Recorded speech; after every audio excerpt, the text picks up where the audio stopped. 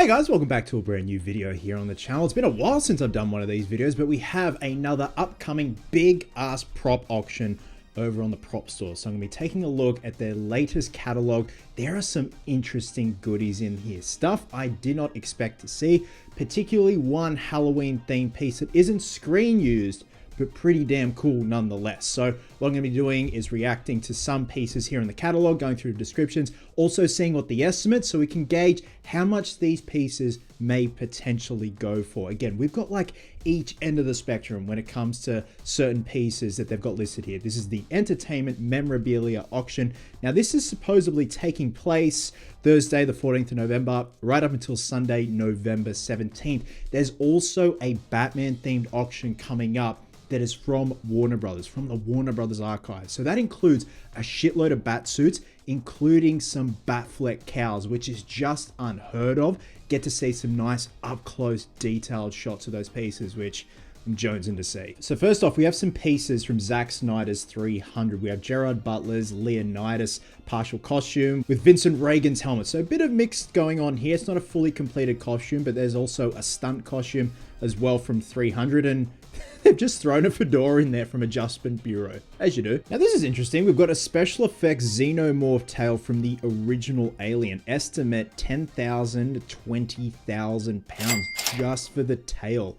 God damn. Now this is cool. So we've got a plaster maquette of a space jockey from the original Aliens 2 that totally doesn't look phallic at all. Estimate 5,000 to 10,000 pounds just for a plaster maquette, but still, like, Christ, if someone got a hold of that, did a cheeky mold, offered castings, that would be really cool. Oh, this is beautiful. So as some of you guys know, for the first time a couple of months ago, I watched the first and second Alien films before watching Alien Romulus, and I fell in love with the design of the Queen Alien from Aliens made by Stan Winston Studios. This is sick. Full-size promotional Alien Queen from Aliens. Estimate 20,000 to 40,000 pounds. God damn, look at that. 345 centimeters tall. She is massive. I love the blue highlights on the design of the Queen Alien. Just looks so cool. Now here's a piece from Alien vs Predator Requiem from 2017. So wolf predator costume display. Estimate 15,000 to 30,000 pounds. Not bad at all. Now this was done by, yes, this was done by Studio ADI, which I've had the pleasure of working with, and I'm pretty sure that's Mr. Alec Gillis there with the performer in the suit. That is a sick piece. Regardless of what you think of the film, you can always count on the designs of the Predator looking pretty damn spot on. And just how different each design is, whether you got like a scarred up Predator, you know, just different finishes on their bodies and different scales and different color schemes and stuff like that. We've got Bruce Campbell's Ash Williams costume and chainsaw from Ash vs. the Evil Dead from 2015 to 2018. Estimate in pounds is 8,000 to 16,000. Okay, not bad. That is so cool. And the fact that it's pretty much complete, if I had that, I'd get like a scan or a 3D printed bust of Bruce Campbell to accompany that, just to have a proper museum looking piece. This is something I've always been fascinated by. So this is Marty McFly's Michael J. Fox Scream Match 2015 resizing jacket from Back to the Future Part 2. Estimated 60,000 to 120,000 pounds. Custom made for the production. The high-tech garment is made from red molded texture rubber. Okay, so I think it's partially like foam latex, the sleeves. I know a few friends of mine who are hardcore Back to the Future aficionados and prop collectors would know this, because I think also the shoes that Michael J. Fox wore were foam as well. Like some of them have just rotted away, much like a bat suit would look today. We've got the hoverboard, Marty McFly's hoverboard from Back to the Future Part 2 and Back to the Future Part 3. Estimated 80 to 160,000 pounds. That is insane money, man. But again, it's because it's so iconic, and that's why the price has just skyrocketed with these pieces. All right, we're heading into Batman territory. We have Batman, Michael Keaton's bat suit on display from Batman Returns, estimated 100,000 to 200,000 pounds. The costume consists of an original black foam latex cowl, an original black latex cape, an original foam rubber bodysuit with an original yellow and black cast resin Batman chest emblem, a fixed to the chest via magnets, a pair of original black leather gloves with bat-like fins. The resin and latex belts, as well as the boots, are replicas added to complete the display. Okay, so some pieces are replicas. The yellow and black resin chest emblem is attached by magnets to the chest. The cape's latex remains unusually soft and supple, making it one of the finest examples to ever come to market. That is impressive that it hasn't seized up, hardened up, all that stuff. So, okay, that belt is a replica. That is cool that they've also got it on a live cast of Keaton. Like, I love the return suit. I actually prefer it over the 89 suit, and it's not a knock on the 89 suit. It's still beautiful. I just love how hard-edged the return suit is. So again, that is an awesome piece. Now, going along, we've got Michelle Pfeiffer's Catwoman costume on display from Batman Returns. So I'm pretty sure that looks like a replica. The display consists of a custom Pfeiffer head sculpt made by Fernandez. Oh, so Jose Fernandez, yep, of Ironhead Studios, on a fiberglass mannequin dressed with what is believed to be a hero cowl created for the late sequence in which Catwoman's suit deteriorated. A stunt corset and hand-marked Trisha for stuntwoman Patricia M. Peters, and a pair of stunt boots. Also included a replica bodysuit. Yes, created using original white stitches harvested from a deteriorating original production bodysuit. That is cool. Okay, that definitely looked way too clean, but it's cool that they've recycled those pieces from the original suit. That corset has seen better days, and it's interesting to see how it's discolored and deteriorated over time. There's another look there at the cowl as well. That is very cool. And I love that all the hair's hanging out like at the end when she's going up against Max Schreck. I've got some more Batman pieces here. We've got something from Batman Returns, a static Penguin Commando. The Super Batarang from Batman Returns. We've got Val Kilmer's Batsuit cowl and hero chest emblem. The Riddler's question mark cane from Batman Forever, 8,000 to 16,000 pounds. I used to be obsessed with that cane. I don't know why when I was a kid when Batman Forever came out. I just wanted it. I remember trying to make like the question mark out of garden hose and all that. It looked like a crackhead's invention. So here's a piece that actually came up on a recent episode of There's This Prop Memorabilia show on Netflix, and it escapes me. I'll look it up when I'm editing this video.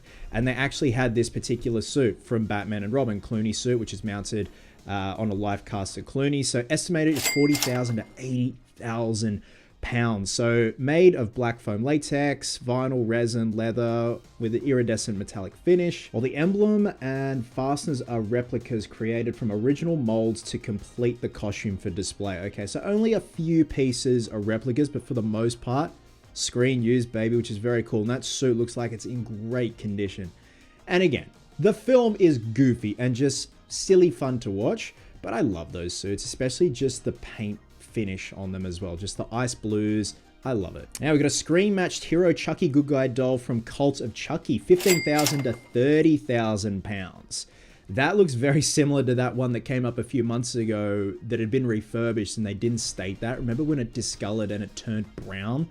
And yeah, they didn't actually disclose that until someone brought it up with them and they put that into the description. But that is a mint looking piece. Forrest Gump screen match Bubba Gump shrimp hat, 15,000 to 30,000 pounds. I love it. All right, we've got a piece from A Nightmare on Elm Street. Well, Freddy vs. Jason. So Freddy Krueger's fedora from Freddy vs. Jason, 10 to 20,000 pounds. That is probably going to go for double because some of the collectors in the Elm Street prop community go absolutely nuts and have way too much money. Can I have some? This is a cool piece. Like, talk about iconic. Maximus Decimus Meridius's Russell Crowe's arena helmet and mask from Gladiator. 100,000 to 200,000 pounds. Like, again, talk about iconic. And this made of fiberglass, but that's the hero one, man. That is so cool. All right, here's the Halloween piece I want to talk about. The one on the right from Halloween Resurrection, I have covered before in a screen-used Halloween props video. What I want to talk about is on the left. An original 1975 Dom Post Studios Captain Kirk William Shatner mask of style seen in John Carpenter's Halloween. Estimated 15,000 to 30,000 pounds. Most of us, some may not know, this is the base mask that was used to create the original mask for John Carpenter's Halloween from 1978, and they carried that over with that mask for Halloween 2 worn by Dick Warlock.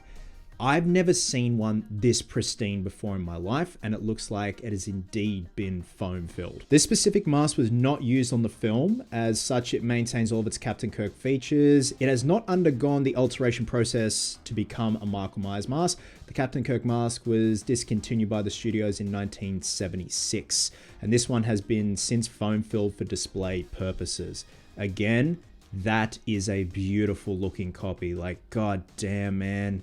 That, to me, is up there with the original Freddy glove. Just to have that pristine. So cool. And sometimes when these are foam filled, it doesn't work out exactly well, whereas this is probably the best example I have seen. There's probably other ones out there, but this one looks incredible. All right, we've got a Lament configuration box from the original Hellraiser, which is cool because I have my Lament configuration replica here from my dear friend Will. This is in a beautiful, amazing piece.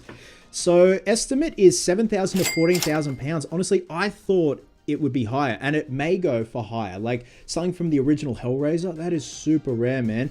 Now there's also a promotional bust that was made by Bob Keane, the effects artist for the first film, for promotion for the first Hellraiser, and I didn't know these things existed, but that Lament box, that is awesome. Now, speaking of Wes Craven's New Nightmare, today is actually the 30th anniversary of the film, which is very cool. But we have a Freddy Krueger Robert Englund sweater from Wes Craven's New Nightmare. Estimate is 10,000 to 20,000 pounds. Now, what's interesting about this sweater, the colors are actually reversed. The red and green are in the opposite areas of where they usually should be on a Freddy Krueger sweater. And this is more of like an olive green. The red, for the most part, pretty much stays the same. But interesting as well, it's a different weave between the red and the green. This is more almost like a turtleneck type sweater. All right, we've got a Scream piece, and a very niche but memorable one at that. So Henry Winkler autographed cut Ghostface mask with autographed photograph from Scream. Estimate 30,000 to 60,000 pounds. This is from the sequence where Henry Winkler is I nearly said the president. The principal from the first film gets those two little shits, cuts the mask up, and says they're both expelled. This is the K&B mask. One of the K&B masks that was made by K&B Effects before they ultimately went with the Fun World masks. And you see bits and pieces of the K&B mask throughout the film, including this scene. The fact that this is still around, both pieces, and Henry Winkler has signed it, that is awesome. This I did not expect. The Green Goblin, as played by Willem Dafoe's hero helmet with bodysuit from Spider-Man 2002, estimated 30,000 to 60,000 pounds. Oh man, this just hits me right in the nostalgic feels. Look at all the detail on that suit, and there's even like the tag on the inside. You get to see the electronics inside the helmet. The fact that that's the hero helmet, that it's going to sell for a lot more, for sure. The exterior of the helmet has been touched up with iridescent paint to create color shifting under stage lighting, while the interior features wiring designed to illuminate lighting elements. Wow.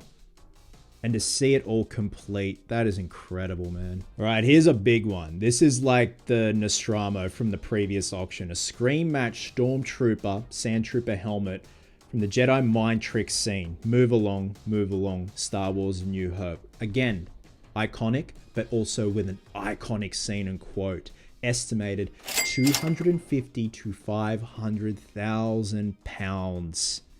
Damn, and it's still in damn good condition.